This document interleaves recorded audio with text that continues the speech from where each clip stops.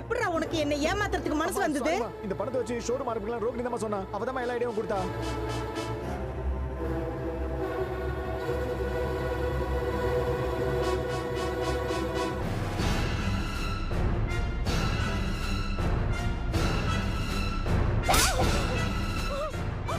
ஏய், அன்னைக்கு உங்க அப்பா பணம் அனுப்புனாரு, அதுலதான் கடை ஆரம்பிச்சோன்னு சொன்னேன்.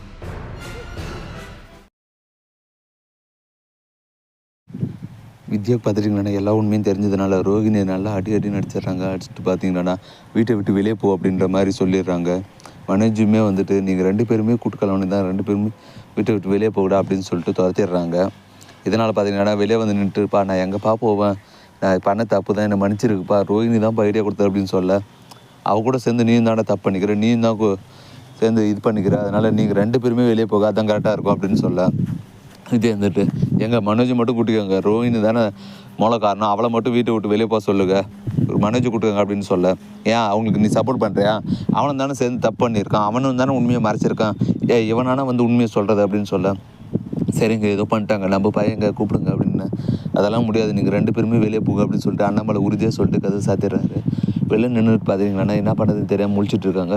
உடனே மனோஜ் இருந்துட்டு நம்ம என்ன பண்ணுறதுன்னு தெரியல, சரி நீ உங்கள் அப்பாவுக்கான கால் பண்ணு, எதனா அவர் வீட்டுக்கான போகலாம், இல்லை மலேசியாவுக்கான போகலாம், கொஞ்ச நாளைக்கு அங்கே போய் தங்கிட்டு வரலாம் அப்படின்னு சொல்ல, உடனே ரோஹிணி இருந்துட்டு எங்கள் மலேசியாவில் எங்கள் அப்பா ஜெயிலில் இருக்காருங்க, அவங்க ஒரு சொத்தெல்லாம் வந்து ஃப்ரீஸ் ஆகிருக்கு, நாங்கள் போனாலுமே வந்துட்டு அவர் வீட்டிலலாம் தங்க முடியாது, வெளியே தான் எங்கன்னா ஹோட்டலில் ரூம் எடுத்து தான் தங்கணும், நமக்கு இருக்கிற வீடு எல்லாமே வந்து போலீஸ் சீஸ் பண்ணிட்டுக்கிறாங்க அப்படின்னு சொல்ல, வேறு என்ன தான் பண்ணுறது ரோஹிணி, நம்ம எங்கே போகிறது அப்படின்னு சொல்ல, சரிங்க என் ஃப்ரெண்டோட வீட்டுக்கு போகலாம், அங்கே கொஞ்ச நாள் தங்கலாம், அதுக்கப்புறம் பார்க்கலாம் மற்ற விஷயமெல்லாம் சொல்லிட்டு சொல்ல, சரி வான்னு சொல்லிட்டு எல்லோரும் 2 பேருமே பார்த்தீங்கன்னா பொட்டி கலந்து தூக்கிட்டு நேராக அவங்க ஃப்ரெண்டு வீட்டுக்கு போகிறாங்க.